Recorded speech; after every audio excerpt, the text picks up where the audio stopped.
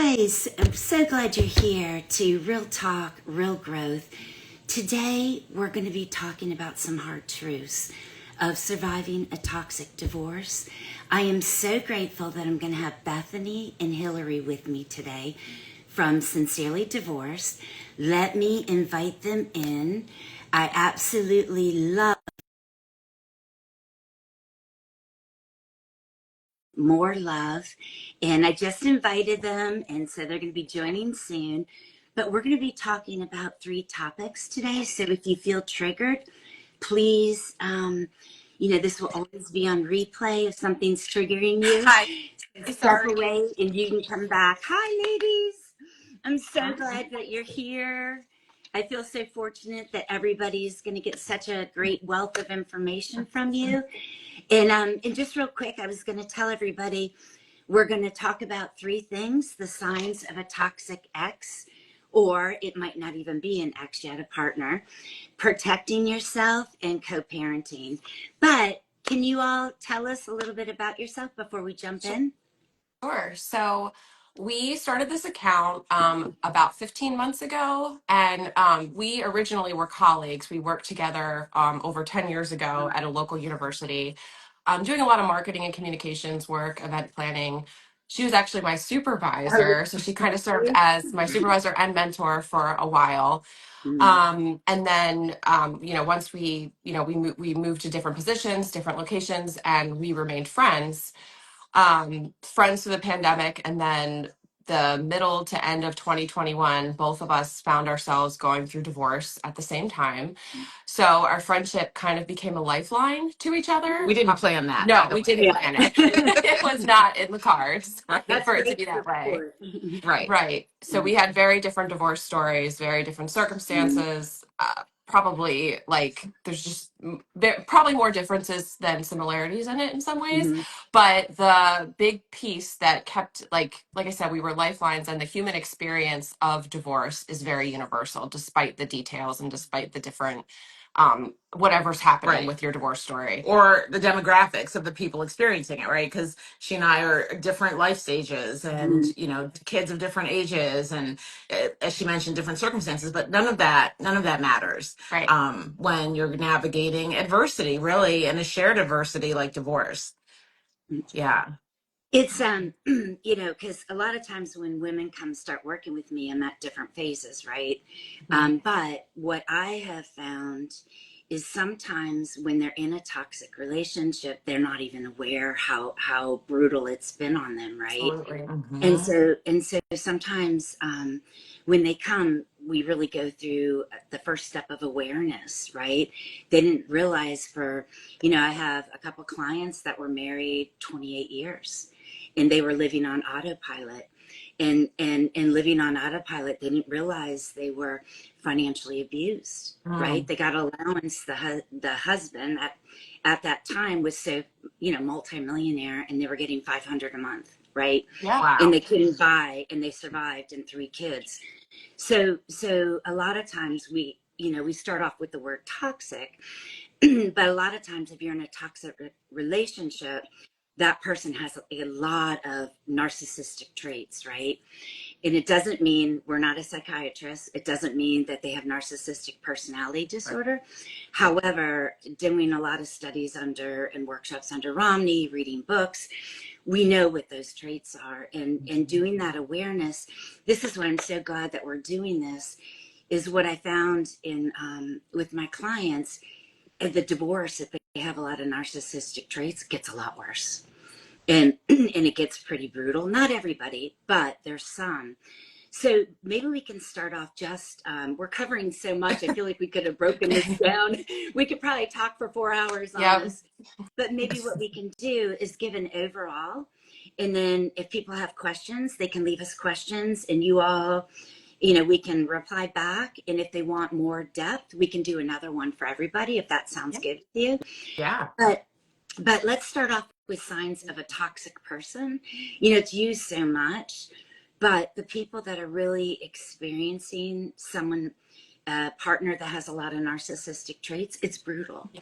You know, from the silent treatment, from devaluing the cycle, from trauma bonding to getting pulled back in, and then to be questioned. They don't even do anything, and then they're the ones feeling, because it's being turned around on them, that I'm crazy, you know, Absolutely. and I'm crazy and it's my fault, but it's not, right? Yeah. So from the manipulation, gaslighting, to all of that, a lot of times it can go into isolation where they don't even have help, and they're feeling that pain, that they're helpless, because that's been kind of trained, or it's kind of been molded in them, It's right? easier to Where they be feel, that way sometimes than it yeah, is to assert yourself. Hmm. yeah, to be in Yep. that numbness because you're just getting by. And then when you have kids in it, sometimes you do that just to make it work for the kids, right? But I would love to, your thoughts on this, of how you've seen it play out, or what happens in toxicity from the legal, the emotional aspects when somebody comes to you as your client. Yeah, so I can start. So Hmm. to your point that you made about it not realizing how bad it can be for Yeah. a while, I personally didn't know how bad it was until my ex had already asked for a divorce. And so when I was going through divorce, I was also pregnant with my Oh, 3 year who she's also in the background. So if I have to if you hear a that's random okay. screaming, That's um, it. I was pregnant with her Mhm. when we separated, and then he ultimately asked for a divorce, and it was a very quick timeline. Like, I had a really severe episode of depression because I had a really tough pregnancy, and it's hard because I couldn't really put my finger on what it was that he was doing that wasn't supportive, because there wasn't any if I tried to say one particular thing, it seemed petty, or it seemed like, oh, it's not really that big of a deal. But I know that I just always felt like I was wrong and I was stupid, and I felt guilty about literally anything I did. Mhm. Like, I started staying with my parents because it was difficult. My pregnancy was difficult, and I had a 4-year-old at the time. So I started staying with them, because I knew that, because he told me that being around me in my depressed state was stressful for him. So I was like, okay, well, I'm going to go stay with my parents so that you can have a brain break, whatever. But then when I would do that, it was like, but you're leaving the marital home. It was like I couldn't win. You know what I mean? Yeah. Like, whatever I did, I couldn't win. So on top of the depression, I felt just an immense amount of guilt for leaving him, even though I It was was, just trying to survive. yeah, it was like self-preservation, you know. In getting those comments a lot, somebody with narcissistic traits, there's all different types, right? You just don't have the grandiosis that is so loud and everybody sees. The covert, the devaluing, Right. I can't deal with you, you're too sensitive, you're too this, right? That type of just breaks us down. And sometimes Yeah. we don't even Yeah. realize. And it's so painful. It's kind of what I call the silent pain of being in a toxic relationship, especially when you have the covert style, or you know, the manipulation. It hurts. Yeah. There's nothing else besides how painful it is. I feel bad for you on that. Yeah, and I mean, she's a rock star that Hmm. she went through this while pregnant, and I think, navigating the subsequent, details Hmm. of it. But I think for me, the toxicity. So I'm That's okay. Hey, Audrey we is love busy. everybody. I Um, usually have my 140-pound mastiff in the room walking around. So hey, I okay, love it. This just yeah, makes I'm like, it it's more real real. life. I mean, It is. It these makes it real. these are real lives. Oh, look, someone we can date LL if you're single. Okay, so but I was gonna say, like, for me, one of the ways that narcissistic behavior showed up in my marriage was like weaponizing shared values, which, so for example, like religion. So we were both attending church, a Christian church, actually a Southern Baptist church, which is there's a special category, I think, there in terms of the conservatism. Not that that's a bad thing, but you know, we both were living lives of faith, and he often would, you know, use like biblical passages or things like Oh, that, you that's know, to make me feel like I had to stay. Like, God doesn't want you to do this, you know, but, you know, and he was like a leader in church and, you know, those kinds of things. And it was like, you know, I was feeling conflicted about my own faith because, like, being gaslit about my own faith and relationship to God because of what he would say. So it's like weaponizing something that we both value to maintain power control and influence that, you know, I should stay or that I need to submit. Like, that was a frequent response to him. He's like, you just need to submit. And I would be like, wow. Yeah. you know, so. And I How did think you too, how did like you to work your through that oh, when it was pardon. that? How did you work through that? Well, sometimes I would just walk away. Yeah. I mean, towards the end, that's pretty much like what it was like. I guess what's the Great. Yeah. Gray Right. Rock Right. method. I just kind of would walk away. A lot of times I would write to him. You know, I've always been a writer. Like even when I was a kid, I would write my parents long notes. But I would write to him. You know, I would talk about how is this the example you want our daughters to see? Because we're raising two girls, and whatever relationship they're in, like, you know, like I want them to speak their voice. Also, I was like, don't you know who I am? Like, I've always been expressive. I've always, you know, like had opinions. And, you know, so sometimes I would just argue to kind of be myself, you know, like this idea of submitting. I'm like, do you want me to just be silent? Because that's Mhm. really not part of my makeup. Really. Not really, you know. So it was, you know, and then sometimes I tried to use humor, you know, but and these are all like coping mechanisms, right? But like none of them really were solutions because as long as sort of the idea of the church and our peer group and, you know, our community and expectations were one thing, you know, because he'd be like, oh, did you hear what the sermon said today? You should be doing this. You did, you know. And it was like I just felt trapped, like I would never be able to find my way out. And he knows everything about everything. He's that kind of person who,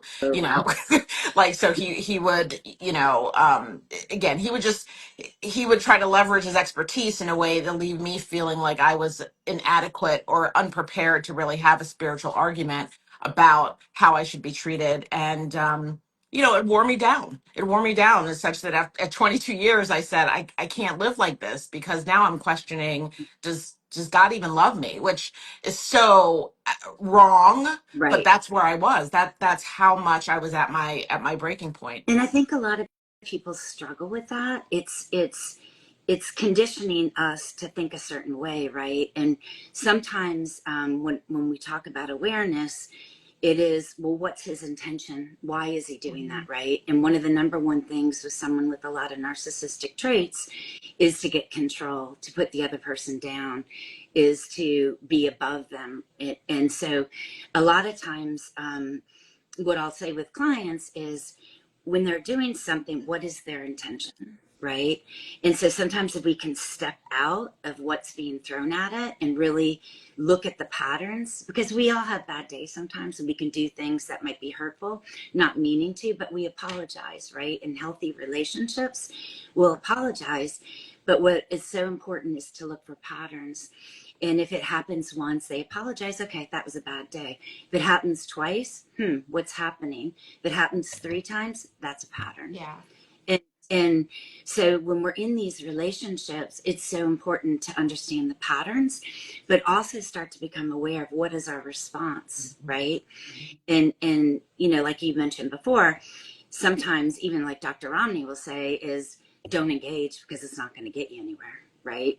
Go into gray rocking, which is kind of that numbness of just not an attitude, just kind of simple. Less is better. No contact's the best contact, right? Is going no contact for healing, but it's not everybody can do Mhm. that. And that's okay if you can't do that. And it's so important to understand where you are before we get into the divorce proceedings.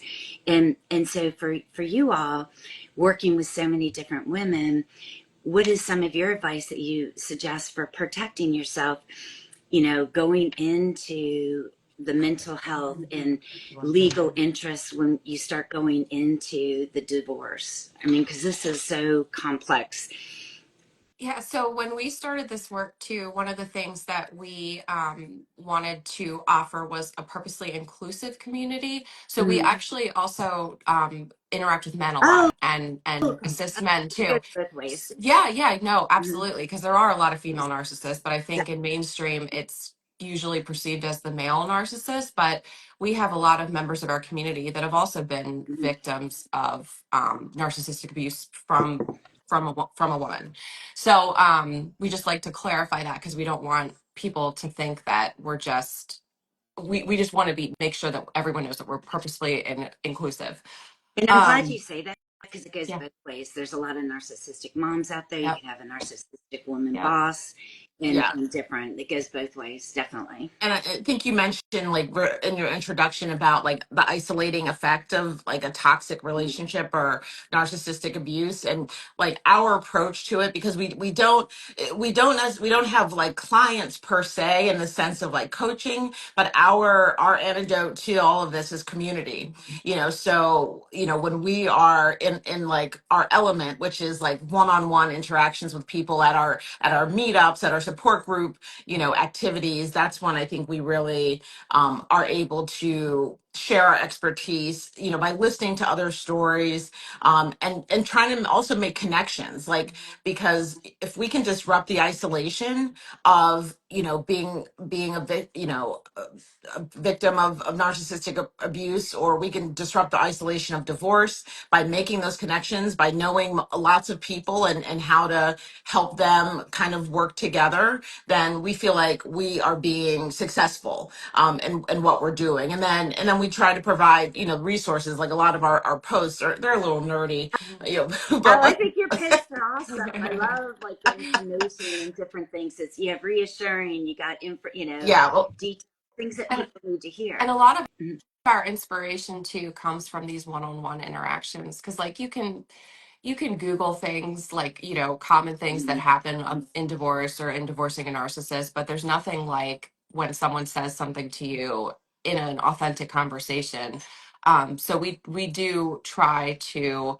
I think that that's one way that we reach our audience Mhm. in a different way is because we are interacting with people in so many different venues and at so many different points in their divorce or their separation. So, you know, we are just so appreciative of the community members for being so open and vulnerable because right. I think that when we become vulnerable is another way that we can really start to heal and start to uncover some of the patterns like you mentioned and you Mhm. know realizing how much toxicity was Right. in a relationship. And our private Facebook group is another place where people really kind of go deep and share their experiences. And then some of the experiences, as you know, they're so ridiculous. This is why we like to post funny reels. Like honestly, like you Uh, have to laugh Or you right. cry, yeah. at how Mhm. ridiculous They this are. stuff is, right? It's like, Mhm. you know, and sometimes the trolls come out and they say, that's not funny. You shouldn't be You're joking around. grooming people They're, for divorce. yeah, That's an enjoyable experience that we right, recommend. Yeah, right. 10 out of 10. I mean, right. well, it Yeah, I is. mean it. It's working out now. It's Yeah, better than living with a yeah. narcissist. We didn't choose it. But we didn't choose Yeah, that, right?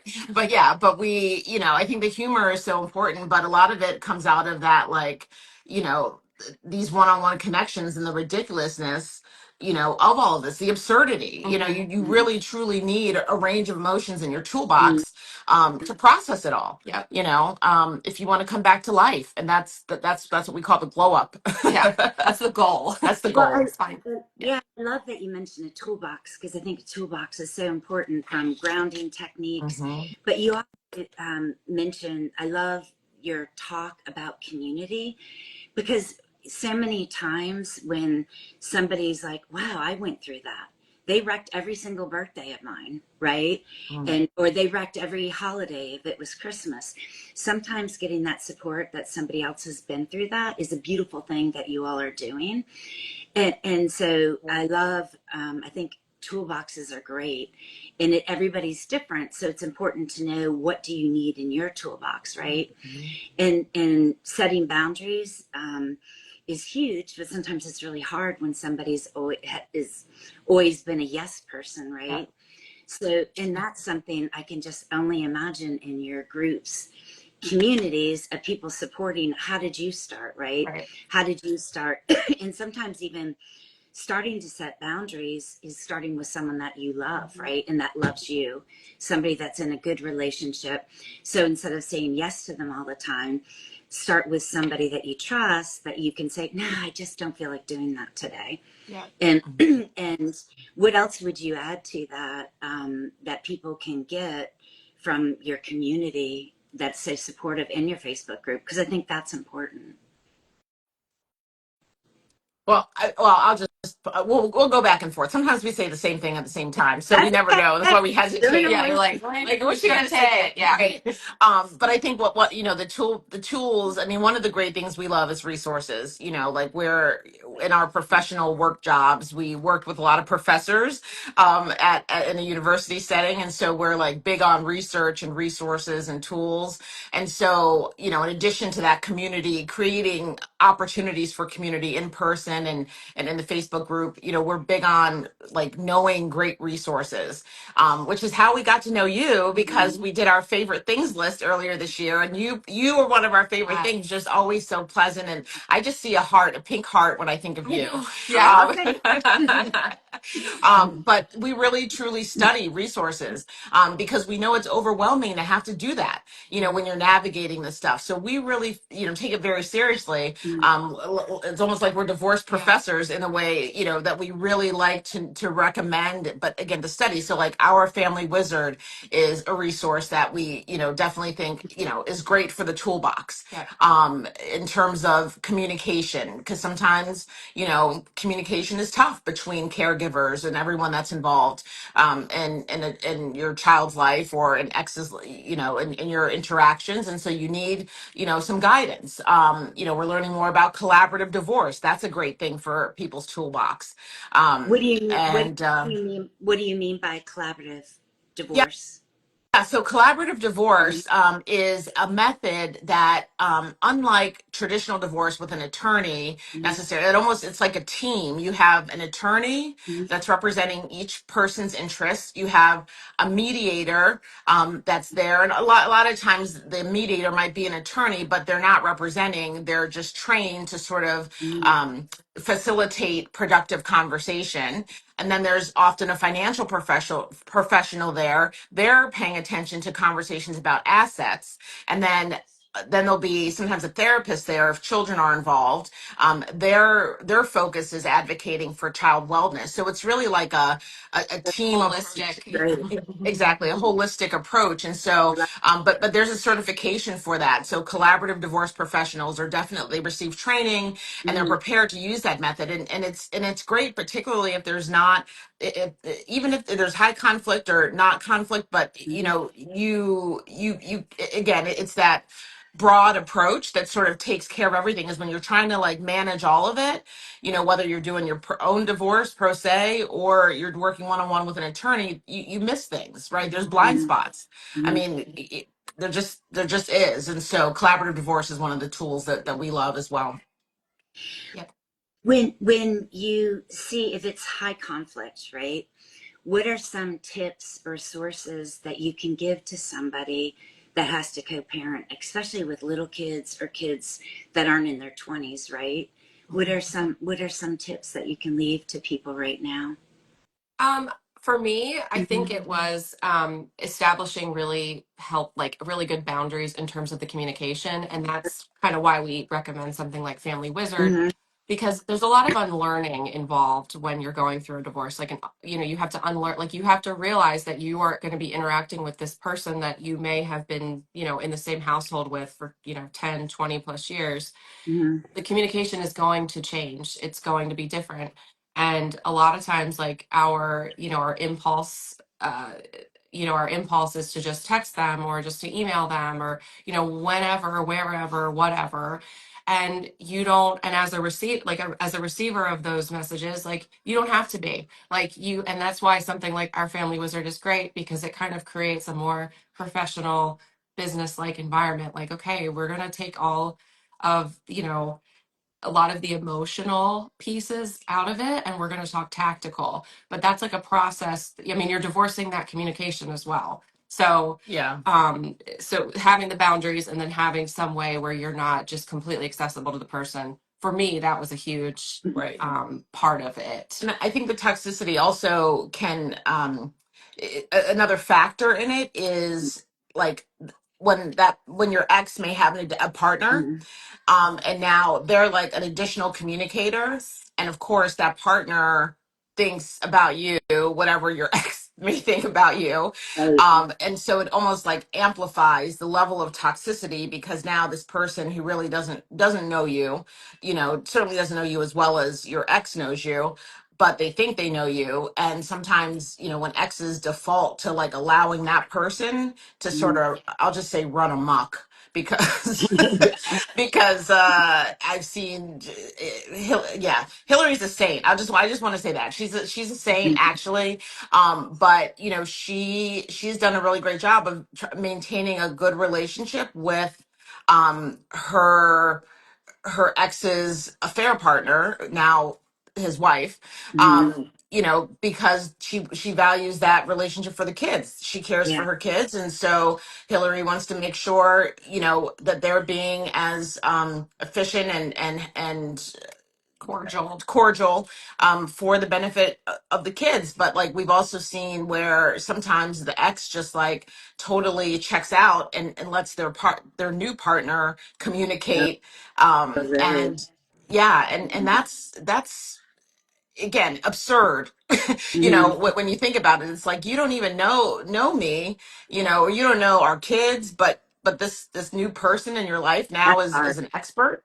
So I think the toxicity can just kind of grow even beyond Mhm. your ex whenever there's another person involved, and family members sometimes exacerbate Mhm. the toxicity, even when they sometimes think they're being supportive, they want to talk about it, or they want to be angry about it, and it's like, I don't really need you to be angry along Right. with me being I need you to angry. help keep me even keeled right now because I'm about to pop off. Yeah. So, So there's just all these places, and to Hillary's point about boundaries, which is ultimately what I want to underscore, right, is just that you probably need them in more than just places with your ex, yes. is that Right. that they're helpful in lots of ways. And I think that's great that you mentioned you need them, excuse me, in different areas, but we also need boundaries for ourselves too, right? Take, our boundaries for self-care, our boundaries to not get sucked in if they're trying to be drama, our boundaries, sometimes even me time, especially if you have younger kids. I know I was terrible when my kids were younger. I never did me time, and that made my situation even more burned Yeah. out, right? And so I think it's important to learn. And a lot of times, if we come from a toxic relationship, we need to relearn that we are the priority. We Yeah. need to put ourselves first, and it's okay. And one of the things I loved, I think I said it before, you all popped on, is your little thing you support: no shame, more love. I love that. I mean, I Thank just want to you. take that and put it all over. I want to do a post on that. Yeah. The no shame, more love, because it's coming, in a divorce, a toxic relationship, and not just even a toxic relationship that's divorcing. I think any divorce, we have a lot of shame, whether it's religious, whether it's feeling guilty, whether it's, they had an affair or you had an affair. It could go both ways. Um, I think working through shame can really eat us up, right? And there's a big difference between shame and guilt. Guilt is an action that we can correct, right? That we might feel guilty if we hurt somebody by saying something, we can correct and apologize. Shame is us individually. I'm not enough. I'm helpless. It's when we attack ourselves, right? I'm not good enough. And so I love, going back again, just to say the no shame, more love. That's what we really need to help us grow. Yeah. Would you want to add anything to that? Well, I mean, thank you for saying that. We appreciate it. Mhm. But it really comes out of, I think, if we had $1 for every person who, when they heard that we were divorced, were like, we're sorry, Um, and, like we just heard that so many times, and we know that people Don't completely know what mean to well. say. Yeah. And they don't know yeah. what to say, which is also like an adjacent part of our mission, is to help educate others, Mhm. about divorce, such that they can be supportive. But you know, we just heard that, I'm sorry, I'm sorry, I'm sorry. And then when internalizing that over time, sort of the cumulative effect of hearing people Mm, like pity us, that's you know, we started to take that on, Mhm. you know. And mm, that's where it was like, you know, when we decided to start Sincerely Divorced, we were like, you know what, no shame, no more shame. We're disrupting this idea that we mm, have to be embarrassed, mm. you know. um And it's okay to be happier because I'm a heck of a lot happier A now. yeah, lot Like exactly. I didn't want to go through divorce. Like I didn't get married to get divorced, mm, and I didn't necessarily choose the divorce. And the process was pretty awful for in a lot of ways, in a lot of parts.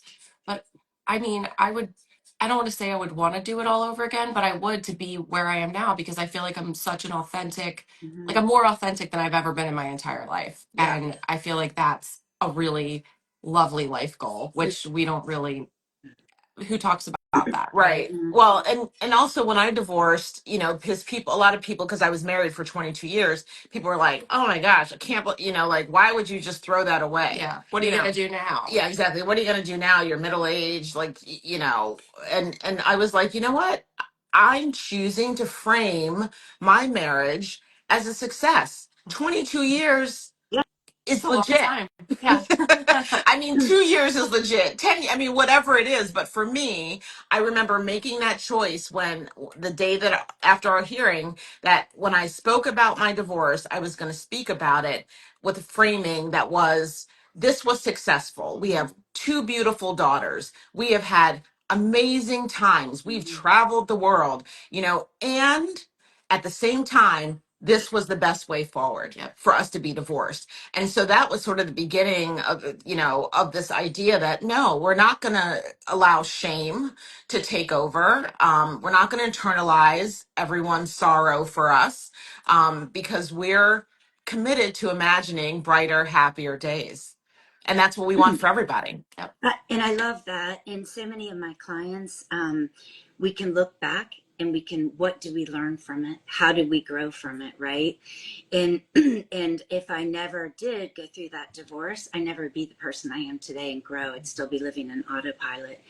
So there's a lot of, Yep.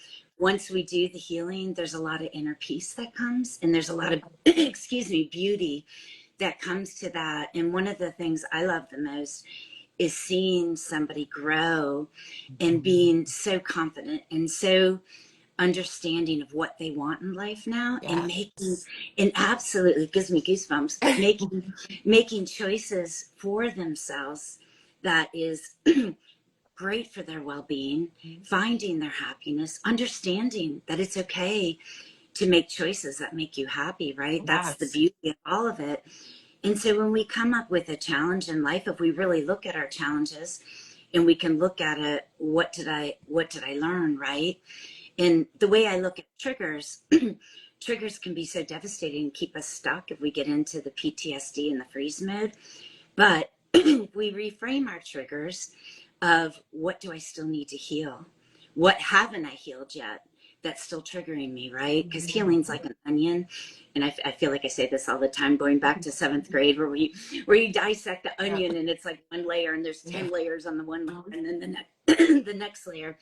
But that's what healing is, right? Mhm. And so even, if I'm working with someone and I still talk to them once a month and it's been 3 years, sometimes something can still trigger them, Mhm. and that's okay, Yeah. right? And if you get triggered, don't get mad at yourself, right? That's just your body telling you there's something that you haven't realized yet that still needs to be worked on to grow. Yeah. And I mean, and having a coach, you know, a therapist, so important for the toolbox. But what I love about what you just said about seeing people like live their best lives, like this is my daily experience being like Hillary's bestie, honestly. Like, you know, and why we're so Same. Yeah. enthusiastic about like community, because like we just get hype ourselves, like, yes, you're doing it, like whatever it is. Like if she goes to cuddle goats, I'm like, yes, yes. I am Wait, so wait, wait. Is glad. that a place that you actually cuddle goats? Yes. Oh Oh my my gosh. God. Yeah, I love, I I love had the best time. yeah, Best she's doing all these like amazing things now. I'm like, it. okay, well maybe I'll go cuddle a goat, which is time. not something I would, you know, You but don't have to cuddle them. no, I'll cuddle for you, you'll but yeah. but I want to go. I want to go. Mm-hmm. But you know, this is like we celebrate each Yes. other living our best lives, and also are there for each other when we're triggered by things. You know, and it's so nice to be able to have somebody that you can just reach out to and say, "Man, I'm having a rough day. Just heard this song, and now I'm thinking about this person." Yeah. You Mm-hmm. know, and I really want to text this person, but I know I shouldn't text this person, you know, or whatever it is, you know, but yeah, that's the continuum. Yeah. But it's a beautiful thing to see when you look back at how far somebody has really come. And that's the privilege I get with my friend here. Yes. Um, Same. It's just been such a journey for both of us. And I think one of the other things that I want to add that we like to do for our community is we offer free hope notes. So one of the big things that really helped both of us through our divorces is we would send each other handwritten cards, handwritten Oh, I notes. love that. You know, just Mm-hmm. for whatever reason, like it could be that the person's going through something really, you know, there's a particularly challenging thing that they're facing, or it's just this made me think of you, or, you know, or this inspired me, that you inspired me because of this, whatever it was. And there's something about it being handwritten. We're both like stationary nerds in addition to the other ways that we're nerdy. Um, but we do that for our community members. There's no charge, there's no strings attached. It's just if you feel like you want a note of encouragement, you can share some details about what you're going through, or not. We can do a generalized Mm-hmm. one, but we'll mail it to you. And we also Oh, just got really into wax sealing, so there's like a little chef's kiss on the envelope. But that's, you know, one way that I think that we try to be hype for our community yeah, we members. try to extend it, and you can Yeah. request a note for your friend, like a friend. If you have a friend going through something, you know, we'll write to them too. But we just love it, and we've sent notes like all over the world, to India, to the UK, to nearly every state. Like I never knew how to send something to like we said, yeah, I just never knew about international mailing. I'm Yeah. not embarrassed to say that. I never did, but we've learned, Yes. you know, and it just makes us so happy when we meet somebody or they send us a note and they say, you know, oh my gosh, like thank you for your note. It's posted in my, you know, journal or my bulletin board, and it just means the world to us to be able to touch other people like that. I love your energy and everything about what you're doing. It's just fantastic. Is there any last thing you'd like to share, or how could somebody sign up for your Facebook group? Yeah, so they just search Sincerely Divorced. We have a public page, and then we on the public page is a link for the private group. Mm-hmm. And we just have a couple questions that we ask, and that's just to ensure that you are like we try to keep it so that it's just people that have been touched by divorce, not necessarily professionals that are in the group to, you know, to advertise with them or Right. whatever. We try to keep it very authentic. And they submit it, and we it's a very active group. A lot of people I mean, we have people posting daily just about various situations, like I just started dating again, how can I stay safe when dating? Mm-hmm. um you know, my ex is doing this, you know, my ex's new partner is doing this. It's just very on the ground, and just seeing the way that people like come together in that Mm-hmm. space, like to support one another, whether it's providing advice or encouragement, or just, you know, providing support in the form of, you know, a hug, like a virtual hug or whatever. It's really cool, and it's exactly like we couldn't have envisioned anything Right. cooler or like more meaningful when we started Yeah. started this. See, we just did it. Yeah. Love it. And if you look at our links on our account, you'll see like our calendar of events, because that's the Mm-hmm. other thing that we think is like the best ever, is meeting people in person and having that in-person experience, especially post-pandemic. We're all like isolated and all of that. So we have a calendar of events at sincerelydivorced.com. And while a lot of what we do is in Maryland, because that's where we are. Mm-hmm. Shout out O's, hopefully World Series this year. Doesn't seem hopeful, but yes. But like the last weekend we went to Philly for the Oh, first time. you Um, did. and, Did and you ever come down south? we We'd love we to. want to, where should we go? Where I'm Where are you? I'm just north of Charlotte. Oh, Oh. we've been talking about Charlotte because that's a great city. Mm-hmm. Like, okay, you could, You let me know if you're coming. okay, all right, I mean, yeah. I'm Let's literally work. like a half hour north of Charlotte. Well, if the traffic isn't bad. If the traffic's bad, it's another story. It could probably take Yeah. an hour. Yeah, no, Yeah. we need help with like geography, understanding Mhm. geography, but Mhm. like it was the best experience and so many people came out and we just had a great time into the, into the late evening and we want to Mhm. go other places and we posted a story recently. People are like, "Come to Florida, come Arizona. Arizona, Minneapolis," so like we're gonna make the rounds because to me there's nothing better and that's like the ultimate in connecting people, right? Mhm. Like is to go to a place where we don't even live, but bring other people together so that Mm-hmm. they leave those experiences with new connections and new support. And Love it's it. like there's just nothing better. And we have fun doing it because, why We're not? besties. Hey, So Yeah, yeah. exactly. I can see your vision for the future doing retreats. Yeah. I Retreats, mean, like that Thursday is, to Sunday. Hmm. Yeah, yeah. fun fact about us. So when we worked together, we used to plan commencement, big graduation Oh, ceremonies. did you? Yeah, we used to, for thousands of people, Mm-hmm. we would do 9 ceremonies a year. And so we rely on that experience a lot. Mm-hmm. Translates very well to this work. Yeah, Okay. it does. It So does. if you're going into retreats, I have a really good friend that does a lot successfully. So we'll just, DM on the side Yeah, Okay. I love that. and We maybe love Thank that. you. We love all that. three of us do a retreat Oh yeah. together where we Yeah, that would be amazing. self love Amazing. and bring in some other different things, Exactly. Yeah. And, We're amazed that we're like 14 months into this experience, that's it. We are like Oh fangirling wow. you a little bit because yeah, you we were are one of our fangirling. first like Yeah. accounts that we Yeah. followed, and we were like, Carrie, life coach, she's so inspirational, and like so to be here to talk to you, like it's it's it's Yeah, so cool. it is very cool. We appreciate you having us Well, and I love love having you all. You've been a wealth of information. Love what you're doing and giving support to people that need it. I think it's beautiful, and it's just great. So I'm looking forward. I'll be posting this and okay.